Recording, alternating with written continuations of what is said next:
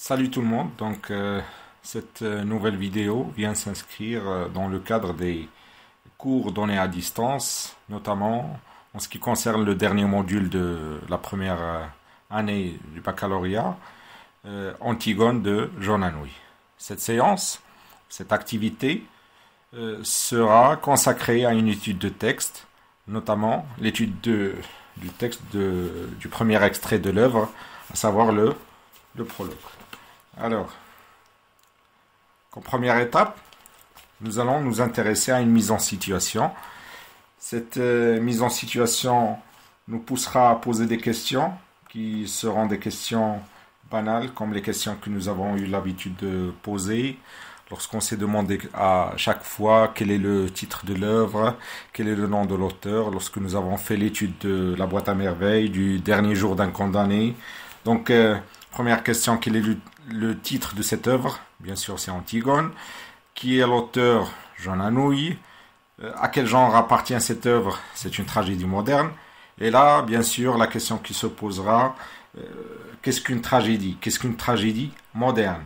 Donc, par opposition à la tragédie classique, déjà, la tragédie, c'est quoi? C'est là où on met en scène des héros marqués par le malheur, luttant contre des forces qui les dépassent, le destin, la fatalité, les précipitent vers leur mort de manière inévitable. Donc, par exemple ici, une tragédie, par opposition à la tragédie classique, une tragédie modernisée, c'est-à-dire modernisée qui n'obéit pas aux règles classiques, sans vraie forme d'une pièce de théâtre, avec pas mal de personnages qui ne figurent pas dans la tragédie antique et aussi des anachronismes. Tout d'abord, par exemple, si nous prenons une distinction à faire entre la tragédie antique de Sophocle, Antigone, et la tragédie moderne d'Anouilh, nous allons par exemple parler de la personnification de prologue. Là, par exemple, en faisant la lecture, en visionnant un peu les représentations, les pièces de théâtre jouées par des troupes pour nous représenter Antigone, nous remarquons par exemple la personnification du prologue. John Anouilh, par exemple, qu'est-ce qu'il va faire ici pour sa tragédie moderne? Il va nous personnifier le prologue. Voilà que le texte qui normalement, dans une tragédie classique, dans une tragédie antique, est destiné à être lu en voix off par une personne qui n'apparaît pas sur scène, John Anouilh va nous faire du prologue un personnage dans l'histoire. Donc ici, John Anouilh personnifie son texte d'introduction sous la forme d'un personnage intermédiaire entre les spectateurs et les personnages de la pièce. Son discours a une fonction, nous allons voir, informative. Il correspond à la scène d'exposition des pièces classiques. C'est-à-dire, si nous voulons un peu situer le texte que vous avez là, il s'agit d'une scène d'exposition, mais pas de manière classique. Alors, donc, nous pouvons aussi parler de quoi? D'une rupture avec le contexte antique, la familiarité des attitudes, les anachronismes. Par exemple, si nous prenons les personnages que nous trouvons dans Antigone de Sophocle, il n'y a pas de nourrice, il n'y a pas de garde. Ici, nous avons une nourrice, nous avons des gardes, et puis nous allons par la suite parler de ce qu'on appelle les anachronismes. Alors, nous passons à une autre étape. C'est l'identification du passage. Donc également, nous avons des questions à poser pour essayer d'identifier le passage, qui parle, à qui, de quoi, où, quand. De manière générale ici, et comment? De manière générale, qui parle, bien sûr, c'est le prologue. À qui il parle? Au spectateur. De quoi il va nous parler? Il va nous parler des personnages, de leur rôle, ainsi que de l'histoire en général. Ou, bien sûr, le prologue est sur scène. Nous avons l'impression que cela se passe dans une maison, dans un château, puisque nous avons ici le contexte antique, le contexte tragique de la tragédie, et l'histoire se passe à Thèbes. Quand nous allons voir, lorsque nous passerons au premier texte de l'histoire, que cela se passe à l'aube. Nous n'avons ni le jour, ni la nuit, donc c'est entre le jour et la nuit. Et comment? Dans un discours proche du familier, c'est-à-dire que prologue va nous parler dans un discours presque familier avec des mots comme voilà, comme bougre. Et là, cela va nous sortir un peu de l'aspect tragédie d'une tragédie par exemple classique où nous avons l'histoire qui est écrite en vers, c'est lu en vers, c'est bien écrit et en même temps c'est donc l'auteur par exemple Sophocle va nous faire un registre soutenu qui est difficile à comprendre. Donc par la suite, donc prologue ici. Qu'est-ce qu'un prologue? Ça se compose de deux racines grecques. Vous avez pro et log. Donc pro, c'est avant, et log, c'est un discours. C'est ainsi un discours avant le début de l'histoire, avant l'action principale de l'histoire. Cet extrait, qu'on peut appeler inaugural, qui ouvre la pièce, s'appelle un prologue. Il nous présente les différents personnages de la pièce. Les relations qui existent entre eux, entre eux, les tâches qu'ils effectuent ainsi que leurs actions futures, leur destin.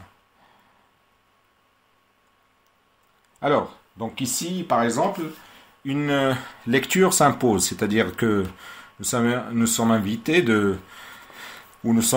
à lire quelques passages pour comprendre de quoi il s'agit dans ce texte.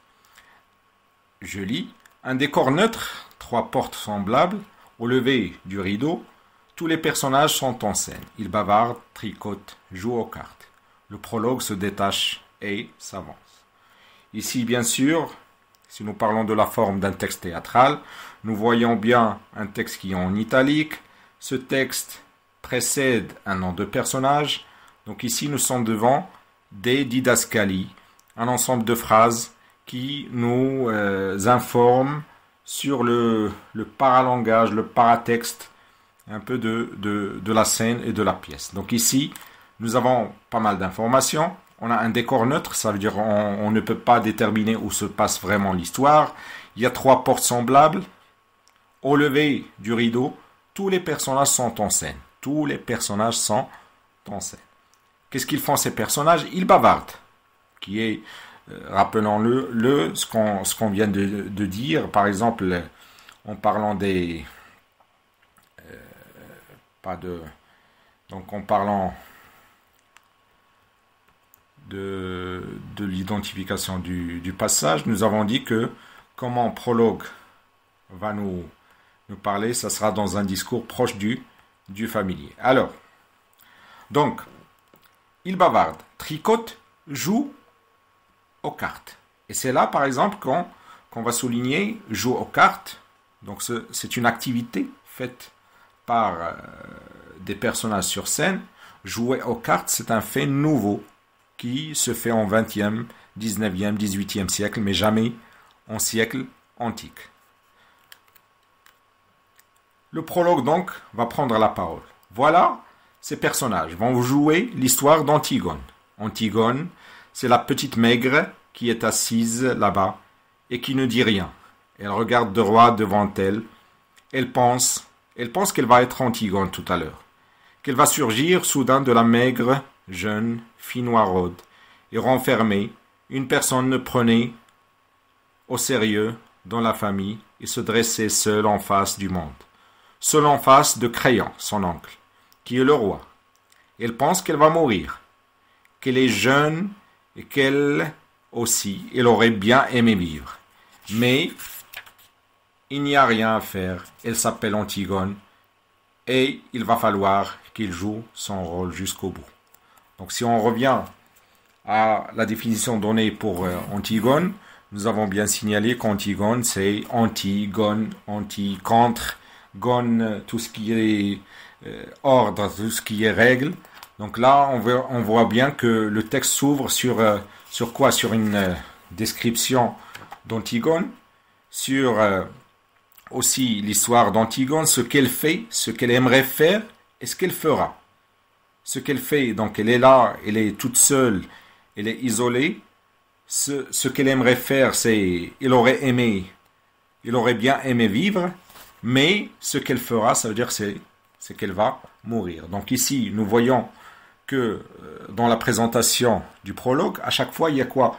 Il y a trois choses à déterminer.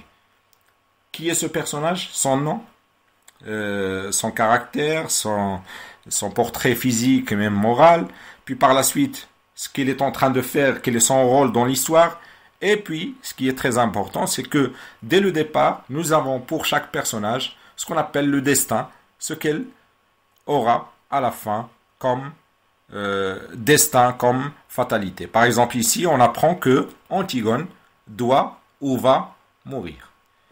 Puis, nous pouvons passer un peu vers un autre extrait, un peu devant, page 11. Cet homme, robuste, aux cheveux blancs, qui médite là, près de son page, ses crayons, c'est le roi.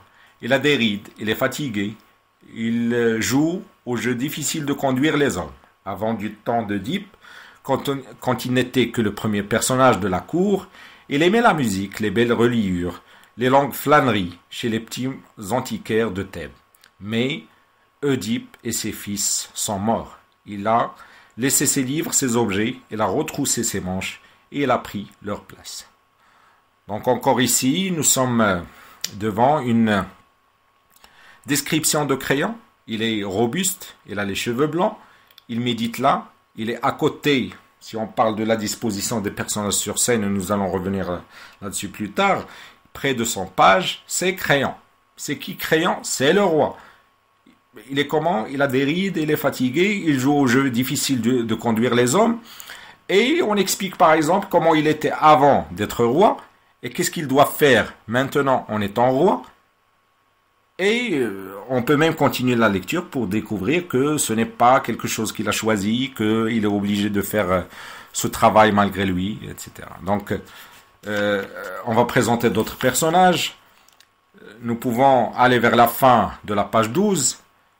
Et toujours, nous avons ce qu'on a appelé le discours de prologue, dernier paragraphe de la page 12. Et maintenant que vous les connaissez tous, ils vont pouvoir vous jouer leur histoire. Donc ici, c'est une phrase qui nous informe de la portée, ou sur la portée, qui nous informe sur la portée de tout le texte de prologue. C'est que ce texte, il est là pour nous introduire, pour nous montrer qui sont les personnages de l'histoire, mais maintenant que vous les connaissez tous, ils vont pouvoir vous jouer leur histoire. Elle commence, c'est-à-dire l'histoire, au moment où les deux fils d'Œdipe, Éthéocle et Polynice, qui devaient régner sur Thèbes un an chacun à tour de rôle, se sont battus et entretués sous les murs de la ville. Éthéocle l'aîné, au terme de la première année de pouvoir, ayant refusé de céder la place à son frère, 7 grands princes étranges que Polynice avait gagnés à sa cause ont été défaits devant les 7 portes de Thèbes. Maintenant la ville est sauvée, les 2 frères ennemis sont morts, et Créon le roi a ordonné qu'à Éthéocle le bon frère, il serait fait d'imposantes funérailles, mais que Polynice le vaurien, le révolté, le voyou serait laissé sans pleurs et sans sépulture, la proie des corbeaux et des chacals.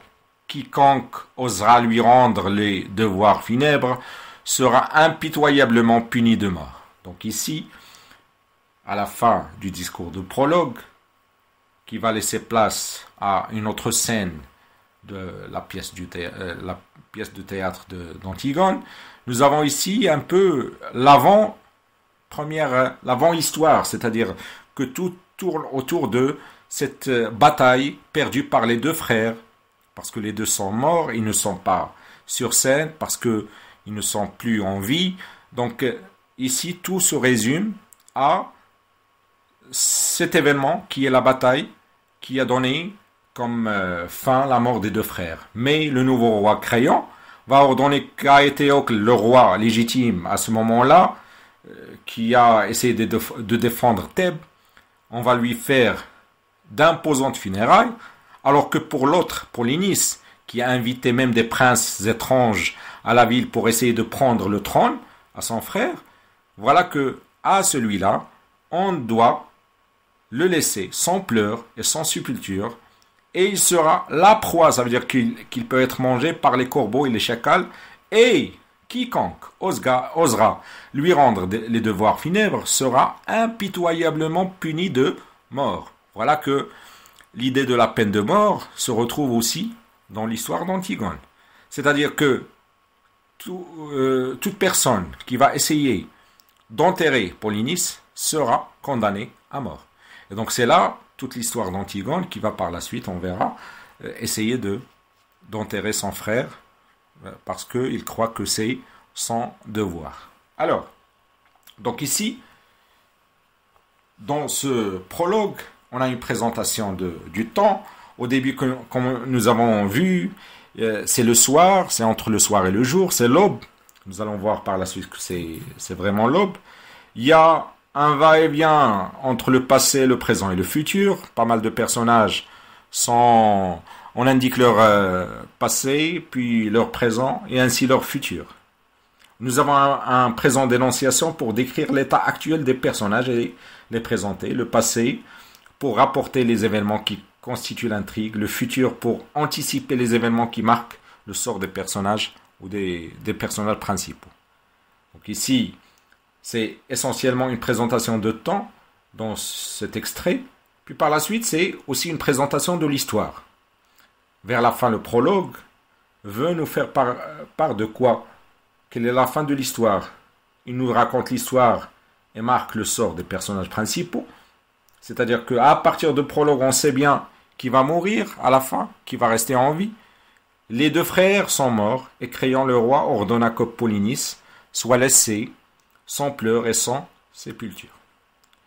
Alors, c'est un prologue qui s'inscrit dans la tradition tout en intégrant du renouveau. Dans la didascalie initiale, on apprend que les personnages bavards tricotent, jouent aux cartes. Ces attitudes vous semblent-elles nobles ou familières? C'est-à-dire, nous avons du bavardage, il y a un personnage qui tricote et des personnages qui jouent aux cartes. C'est là qu'on a parlé tout à l'heure de faits qui ne correspondent pas à la période antique. C'est là qu'on parle de quoi? D'anachronisme. Et l'anachronisme, c'est quoi? On appelle l'anachronisme le fait de placer à une époque un élément qui appartient à une autre époque. Alors, si nous revenons un peu à la lecture du texte, nous pouvons même situer, et là vous avez une image, une photo de la première présentation en 1944 d'Antigone de Jean Anouilh. On a prologue qui est là, qui présente tout d'abord qui? Il nous présente Antigone comme étant quelqu'un qui se dresse toute seule dans la scène avec les mains croisées sur les genoux. Puis par la suite, il nous dit qu'il y a un jeune homme aimant qui parle à une blonde Ismène. Et puis il y a un homme robuste, cheveux blancs, qui est à côté de son page. Puis par la suite, nous avons Eurydice, si vous faites attention, même si c'est en blanc et noir, elle est en train de tricoter à côté de la nourrice. Si on voit la différence, on voit bien qui fait partie de la noblesse, qui fait partie de tiers-monde en quelque sorte. Alors, derrière, il y a le personnage qu'on a décrit comme étant quelqu'un qui va annoncer des nouvelles par la suite, c'est le messager. Et finalement, vous avez les trois gardes. Donc, on continue. Ici donc, vous avez un tableau récapitulatif qui nous donne à chaque fois le nom, les caractéristiques, le destin et autres informations. Antigone, jeune fille maigre, noiraude, renfermée, courageuse, sous-estimée. Son destin sera la mort. C'est la fille d'Oedipe, nièce du roi, fiancée d'Aimant. Alors, Ismène, belle, bavarde, blonde, heureuse, aimée, ou aime la danse et la musique. On a compris à partir du texte qu'il sera en vie à la fin, c'est la sœur d'Antigone. Aimant, c'est un jeune homme, il sera mort, c'est le fiancé d'Antigone, et on explique bien comment, au lieu de choisir Ismène, il choisit Antigone à sa place. Créon, robuste, aux cheveux blancs, il a des rides. Son destin à la fin, il sera seul, c'est la solitude. Le roi, frère de Jocaste, c'est un homme libre. Eurydice, vieille dame, bonne, digne, aimante, et elle va mourir. Et il tricote en silence. C'est d'ailleurs sa seule activité. Nous allons voir par la suite comment il va mourir. Le messager, pâle, solitaire, il sera en vie, et c'est lui qui va annoncer la mort d'Aimant. Les gardes, rougeaux, s'entelaillent, jouent aux cartes. Ils seront en vie, et c'est eux qui vont exécuter la justice. La nourrice, on n'a aucune information dans le texte sur elle. Il sera toujours en vie, et c'est elle qui a élevé les deux sœurs, c'est-à-dire Antigone et Ismène. Puis le page, il est trop petit, il sera en vie, on n'a aucune information à son propos. Donc, le prologue, pour un peu revenir sur tout ce qu'on a dit, le prologue d'Antigone présente les personnages de la pièce avec un très grand respect de la tradition selon les règles d'exposition. Cependant, il intègre des modifications dans sa pièce pour lui donner un aspect tout à fait nouveau où s'entremêlent tradition et modernisme. Les thèmes traités dans ce texte, on a bien sûr la mort, on sait bien qui va mourir et qui va rester en vie. La fatalité, par exemple Antigone qui doit mourir, c'est fatal. Il y a le pouvoir, Créon, les deux frères qui se sont entretués. La solitude, surtout la solitude de Créon à la fin. Les registres, nous avons un registre tragique. Pourquoi? Parce qu'il y a un champ lexical de la mort, répétition du mot mourir. Vous avez aussi le poids de la fatalité. Les personnages sont conscients de leur sort. Ça veut dire que tout est présent sur scène et ils savent bien ce qui va leur arriver. D'ailleurs, c'est comme ça que Prologue va dire qu'ils vont nous jouer la pièce ou l'histoire. Voilà. Donc c'est ainsi que prend fin mon intervention. J'espère que vous avez un peu saisi le sens de l'extrait en question. Je vous laisse quand même un peu le bilan si vous voulez prendre note. Vous pouvez fixer l'image si vous voulez. Ainsi vous pouvez prendre des informations.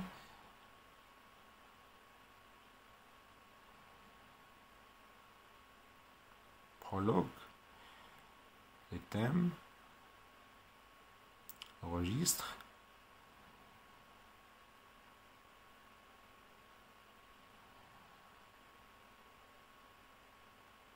Et voilà. Je vous remercie et à très bientôt.